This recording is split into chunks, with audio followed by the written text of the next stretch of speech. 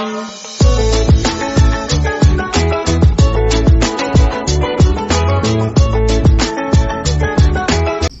The lord. ప్రభువైన యేసుక్రీస్తు వారు ఈరోజు మనకు అందిస్తున్నటువంటి వాగ్దానం జకర్యా 9వ అధ్యాయం 16వ వచనం.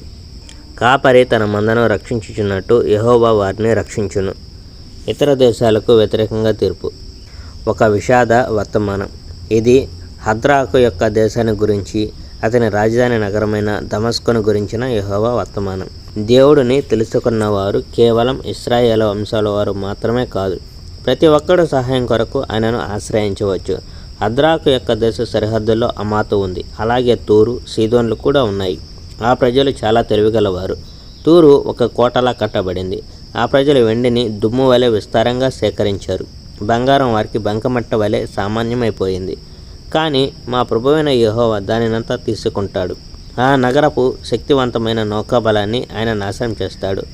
ఆ నగరు అగ్ని వల్ల నాశనం కాబడుతుంది. అష్కెలోను ప్రజలు వాటిని చూసి భయపడతారు. గాజా ప్రజలు భయంతో వణుకుతారు. ఇవన్నీ జరగడం చూచినప్పుడు ఎక్రోను ప్రజలకు ఆశలు ఉడుగుతాయి. గాజాలో రాజంటూ ఎవడు మిగలడు. అష్కెలోనులో ఇక ఎంత మాత్రమూ ఎవరూ నివసించరు. అష్డోదులో ప్రజలు వారి నిజమైన తండ్రులు ఎవరో కూడా తెలుసుకోలేరు. గర్విష్ఠులైన ఫిలిప్తీలను సర్వనాశనం చేస్తాను. రక్తం కలిసి ఉన్న మాంసాన్ని కానీ, నిషేధించబడిన ఏ ఇతర ఆహార పదార్థాలను కానీ వారు తినరు. జీవించి ఉన్న ఫిలిప్తీయుడు ఎవడైనా ఉంటే అతడు నా ప్రజల్లో భాగంగా ఉంటాడు. యూదాలో వారు మరొక వంశంగా ఉంటారు. యోబు సీయుల వలె ఎక్రోను ప్రజలు నా ప్రజల్లో ఒక భాగం అవుతారు.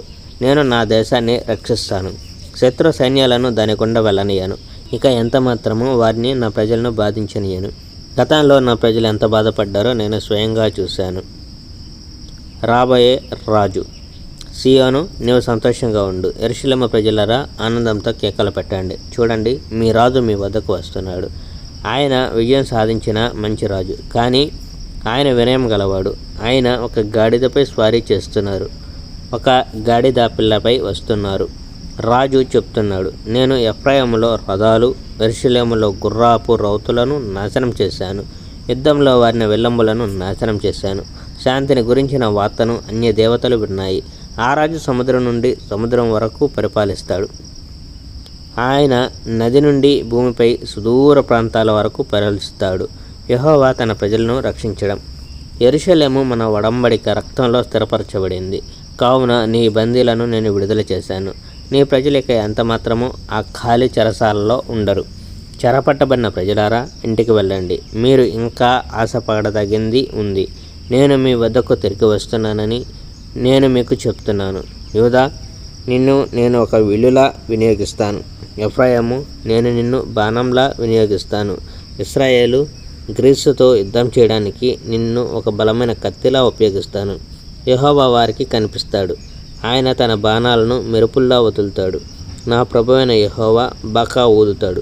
అప్పుడు సైన్యం ఎడారిలో ఇసుక తుఫానులా ముందుకు చొచ్చుకుపోతుంది. సర్వశక్తిమంతుడైన యెహోవా వారిని రక్షిస్తాడు. శత్రువులను ఓడించడానికి సైనికులు బండరాలను, వడిసెలను ఉపయోగిస్తారు. వారి శత్రువుల రక్తాన్ని వారు చిందిస్తారు. అది ద్రాక్ష మద్యంలా పారుతుంది. అది బలిపీఠం మూలలపై పోసిన రక్తంలా ఉంటుంది. ఒక కాపరి తన గొర్రెలను కాపాడినట్టు దేవుడైన యెహోవా తన ప్రజలను ఆ సమయంలో కాపాడుతాడు. వారు ఆయనకు చాలా విలువైన వారు.